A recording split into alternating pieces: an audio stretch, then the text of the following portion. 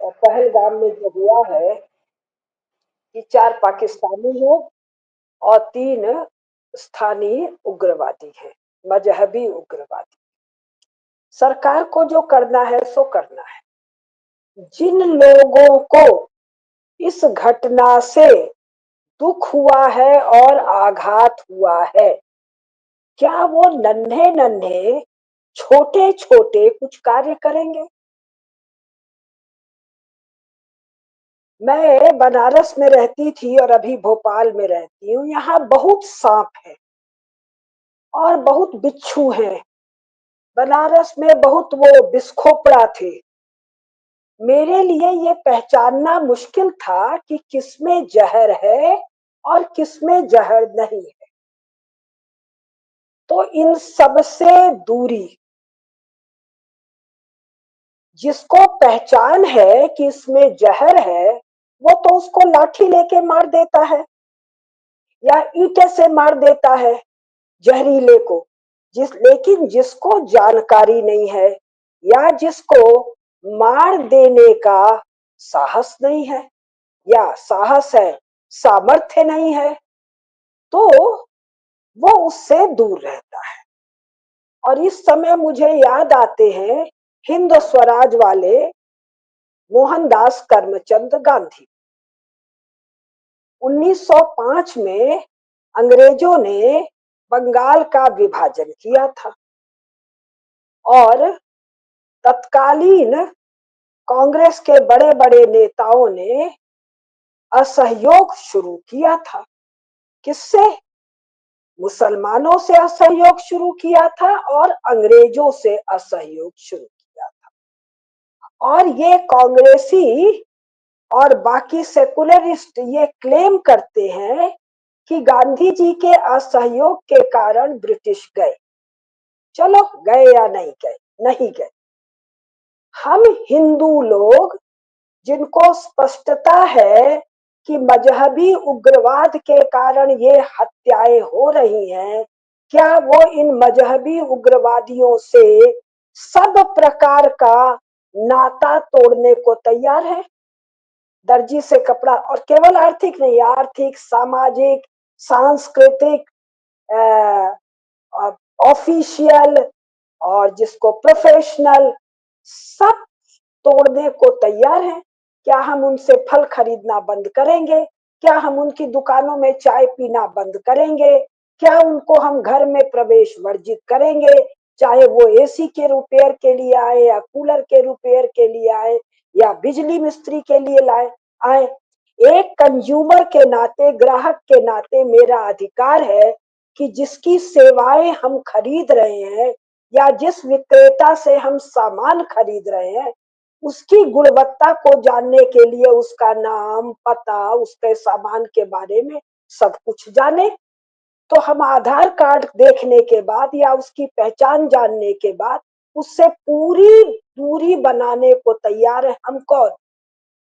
जिनको मुर्शिदाबाद की घटना से दुख है, जिनको पहलगाम की घटना से दुख है, और ऐसे लाखों लाखों घटनाओं से दुख है। क्या वो ऐसी फिल्में देखना बंद करेंगे?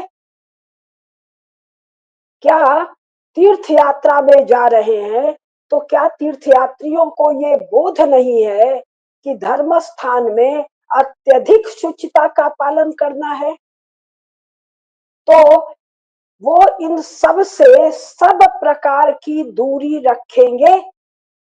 जो गो हत्या करते हैं, जो स्त्रियों का बलात्कार करते हैं, जो स्वयं की माँ, बहन, बेटी के साथ शारीरिक संपर्क बनाते हैं, जो गो हत्या करते हैं, जो नदियों को भ्रष्ट करते हैं, जो देव मंदिरों को भ्रष्ट करते हैं, उनसे वे लोग जिनको ऐसी घटनाओं से दुख है, चाहे वो बौद्ध हैं, चाहे वो जैन हैं, चाहे वो हिंदू हैं, चाहे वो सिख हैं, चाहे वो ईसाई हैं, चाहे वो सेकुलरिस्ट हैं, चाहे वो अथेइस्ट हैं, जिनको ऐसी हिंसा से दुख है, वो मजहबी उग्रवादी कौन सा सांप क्या है मुझे नहीं पता है, और पता भी है तो मैं डील नहीं कर सकती हूँ।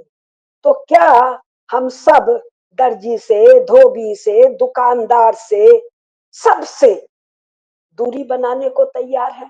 क्या हम खरीदारी करते समय एक काम करने को तैयार हैं, और वो काम ये कि सामान में देखें क्या इसमें हलाल सर्टिफिकेशन है, और अगर हलाल सर्टिफिकेशन है तो हम उसको नहीं खरीदें। स्वामी रामदेव जी ने अनेक स्तुत्य कार्य किए हैं, क्या वो एक स्तुत्य कार्य और करेंगे कि पतंजलि के प्रोडक्ट पर तो हलाल सर्टिफिकेशन नहीं ही होगा। अगर वो असंभव सा कार्य लोगों को भोर में 4 बजे उठाकर योगासन, प्राणायाम और अनेकानेक कार्य करा सकते हैं, और एलोपैथी के वर्चस्व के समय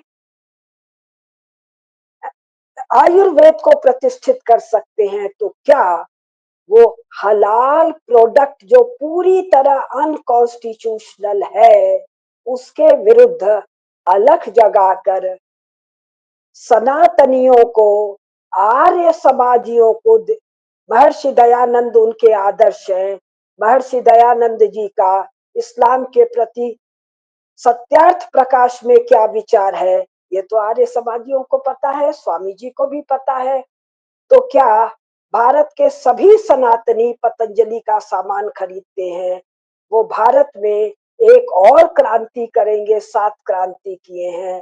भारत को हलाल से मुक्त, हलाल मतलब एक जानवर को धीरे धीरे रेत के मारना, हलाल मतलब विवाहिता स्त्री को पर पुरुष के पास जबरदस्ती भेजना, हलाला, मुता, ये जो दुनिया भर का घृणित, जुगुप्सित है, क्या स्वामी रामदेव जी इसके लिए आगे आएंगे? और केवल स्वामी रामदेव जी क्यों आएंगे? क्या हमारे चारों शंकराचार्य, क्या हमारे सभी रामानुजाचार्य, क्या हमारे सभी वल्लभाचार्य, और केवल यही क्यों, ये जो जग्गी वासुदेव बैठे हैं, ये जो आर्ट ऑफ लिविंग वाले बैठे हैं, और यही दोनों क्यों, जो लाखों लोग कथावाचक बैठे हैं, क्या वो नहीं बताएंगे कि तीर्थ यात्रा में गो मांस भक्षकों के का किसी भी प्रकार का संपर्क लेकर तीर्थ यात्रा हो सकती है?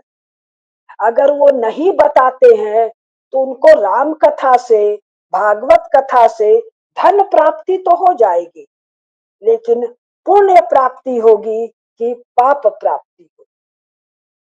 और भारत में कम से कम 10,000 या 50,000 या 1 लाख तो कथावाचक हैं, और वल्लभाचार्य और रामनुजाचार्य और निम्बकाचार्य अनंत अनंत अनंत है।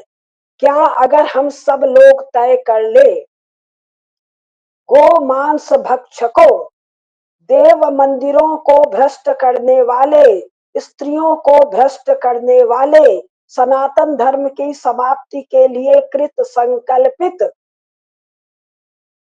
इन, अब इनके लिए डॉट डॉट डॉट, इन समूहों से पूरी तरह दूरी बना लेना है। सुप्रीम कोर्ट के में बैठे हुए अनेकानेक भ्रष्ट जज क्या कर लेंगे? हाई कोर्ट और सुप्रीम कोर्ट में एक से एक श्रेष्ठ जज हैं, लेकिन हाई कोर्ट और सुप्रीम कोर्ट में बैठे हुए भ्रष्ट क्या कर लेंगे? तो मेरा केवल ये उनसे ये निवेदन है जिनको ऐसी घटनाओं से बहुत कष्ट होता है। उनको उर्दू से प्रेम क्यों है? उनको शायरी की नजाकत से प्रेम क्यों है भाई? अदब से प्रेम क्यों है तो है, ठीक है, रखिए, खूब मजे से रखिए। उनके दोस्त वो क्यों हैं? आपको ठीक लगता है आप रखिए। मैं तो केवल जिनको इस घटना से दुख है उनसे पूछ रही हूँ, गो मांस भक्षकों से आपको कैसा किसी भी प्रकार का अलतकिया टाइप का भी रिश्ता रखने की क्या आवश्यकता है? तो फिर आपका आघात और आपके दुख का कितना कीमत है, आप विचार कीजिए। आप अपने बेटियों को, अपने बेटों को स्कूल में उनके साथ मैत्री संबंध रखते हैं, उनके घर ईदी खाने जाते हैं, सलाम करते हैं, फिर भी आपको दुख और आघात है, तो उसकी क्या कीमत है, ये आप जानिए। नमस्कार।